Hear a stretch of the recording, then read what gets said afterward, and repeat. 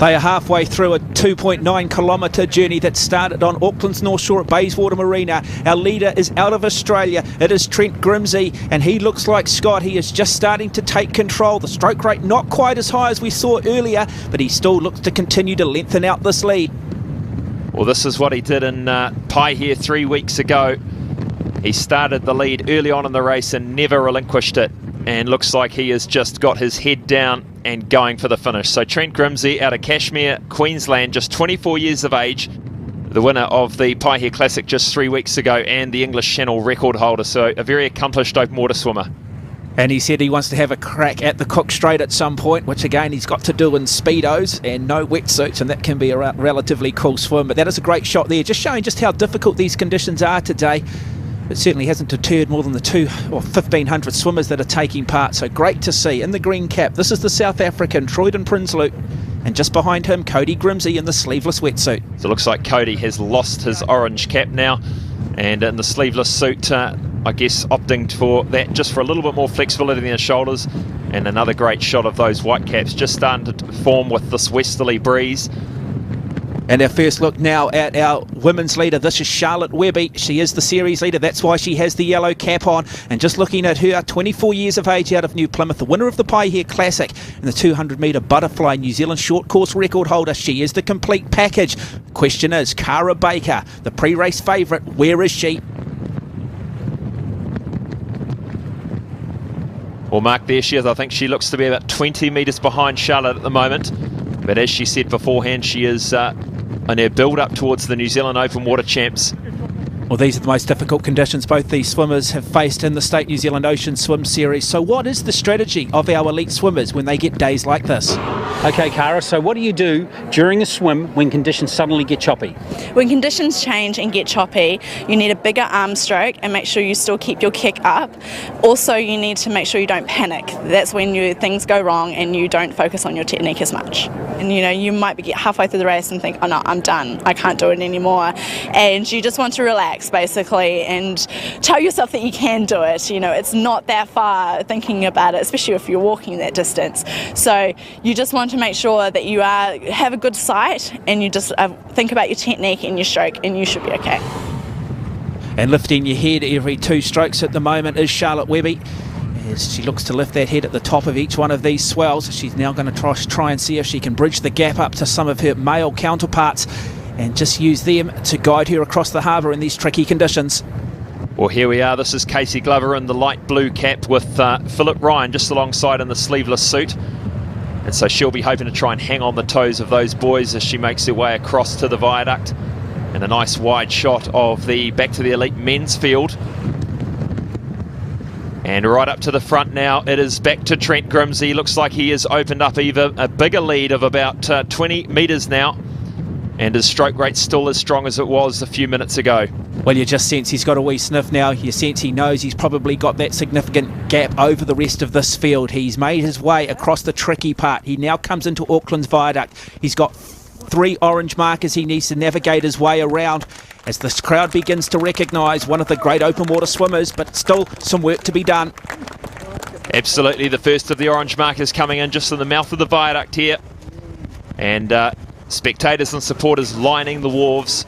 A fantastic new finish line here at Karanga Plaza in the viaduct.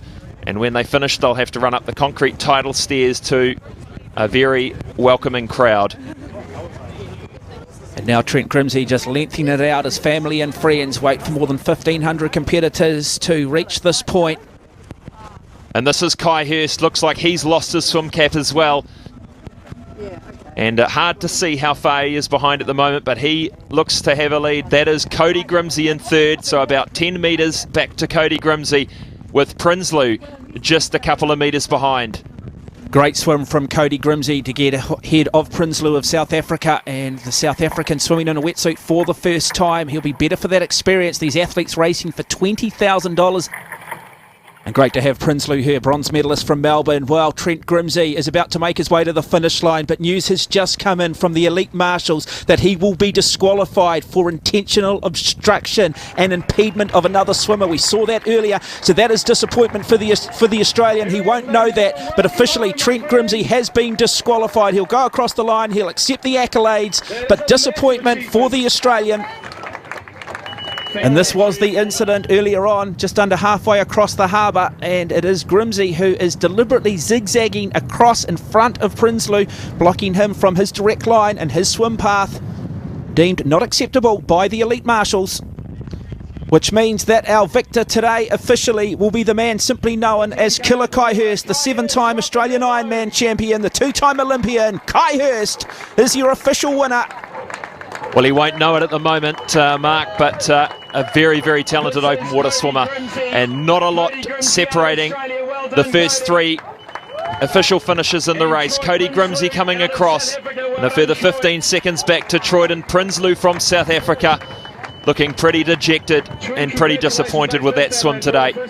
Well, he shouldn't be dejected. That's a very good swim for a man who's swimming in the wetsuit for the first time, as we have a look at the first of the New Zealand competitors cross the line. Philip Ryan, 5th across the line, but officially 4th. Well done to him. A class act, a big hope for the future. And we go back to the viaduct, the entrance of the viaduct, and this is Cara Baker. And it looks like she has taken the lead from Charlotte Webby, the series leader. I wonder what's happened here, Mark, because last time we saw these ladies, clearly Charlotte had the lead. Well, we talked about the importance of navigation, and I just wonder, with the intensity of this race, she lost a little bit of that concentration. She just, in that moment of time, took the wrong line and has opened the door, because this is not really an upset, but it certainly hasn't gone to plan for Charlotte Webby, because the very impressive Cara Baker is about to get to her feet and come across the blue mat and be recognised once again as the Queen of the Harbour. She will take out the State Harbour Crossing for 2012. Oh, she's absolutely elated. She is a hard one to beat, Cara Baker. She trains over on the Gold Coast and has been in the open water game for many, many years. So disappointed Charlotte Webby coming up the stairs now. Obviously winning State Harbour Classic 3 weeks ago, so a win each for the ladies. Tell me about the race at the start. I mean, it was choppy, windy. Was there any kind of issues for you at the start of the race? Not so much. I think the race that the leads got to start first was a great idea. You know, it gave us our own direction and line. But yeah, the boys just went storming ahead, and I know Charlotte and I were together, and then we took both different ways, and yeah, the rest was history, really. I understand that she was in front for most of the race, and then something happened at the end. What happened, do you know? Yeah, she was in front. I could see her right in front of me. But you know, I just don't really know what happened at the end. I think she did take the wrong side of the boys, that we were told specifically that we had to be on the right-hand side. So it was really unfortunate for her. Maybe it was my good fortune that I did go on the right side. Went pretty good to the last 200 metres, where I made a mistake and missed the buoy, so then I had to go back around and backtrack, so ended up second. So I'm a bit gutted, but it's the way the cookie crumbles. You're a bit furious, weren't you, with yourself? Yeah, with myself, not with anyone else, obviously, because it was my mistake, but I was really hoping for a win against her, and you know, Cara's an awesome swimmer, so maybe next time, hopefully next time. Well said, what a class act. Well, confirming the men's elite results, it was Kai Hurst out of Australia in a time of 36.15. Cody Grimsey in second, and the South African, for the first time here in New Zealand, takes out 3rd place. And the ladies field, Cara Baker, a lucky win, I guess you could say, for her in 39.56. Charlotte Webby second in 40.11, and Piha Surf Club's Kirsty Wannon in 3rd. So after 2 races, let's have a look at the Lumino Series leaderboard. It is Cody Grimsey with a narrow lead over Philip Ryan heading into the new year. With 2 solid races for Charlotte Webby sees her leading the women's leaderboard in 1:99.57, followed by Kirsty Wannon and Natalie Woodgate rounding up the top 3. Well, plenty of discussion over the elites, but more than 1,500 age group swimmers on the start line, and most of them will be pretty pleased to get across the harbour today. And one competitor has flown all the way from the UK, 70 years of age, to raise money for juvenile diabetes. His name is Tony Williams. Tony, we have to ask, why have you come all the way from York to swim in this event today? Well, we're a family, close family, and we do things together. We got a grandson of mine's got type 1 diabetes. Helen said we'll do a sponsored swim. You've got to do the harbour crossing, so okay, that's what we did. So Helen, how much money have you raised for your charity? So far about 4,000 New Zealand dollars, but everybody's welcome to join in. So if you go online and virginmoney.com, look at Anthony Williams, and up comes Auckland Swim Challenge, and that's us. Well, so many special stories, and nothing more special than the marriage proposal on the finish line between Zane Blomfield and Nikki Heron. And the crowd went absolutely nuts, and look how happy they are. Beautiful. And these events wouldn't happen without great sponsors such as State Insurance. What is the vision for the support to the Ocean Swim Series? State's totally committed to see this grow and be even more successful than it is today. We encourage our customers, our staff and our families to get out there, give it a go, have some fun in the water. And after all, it's not every day that you get the opportunity to swim across the harbour, feel safe in such a fun atmosphere. Yeah, wonderful sponsor. Well done to State, and we ask everybody to enjoy their Christmas. Have a great new year. We want to see you all on the start line for race 3 in the series, the Capital Classic in Wellington, the 27th of January.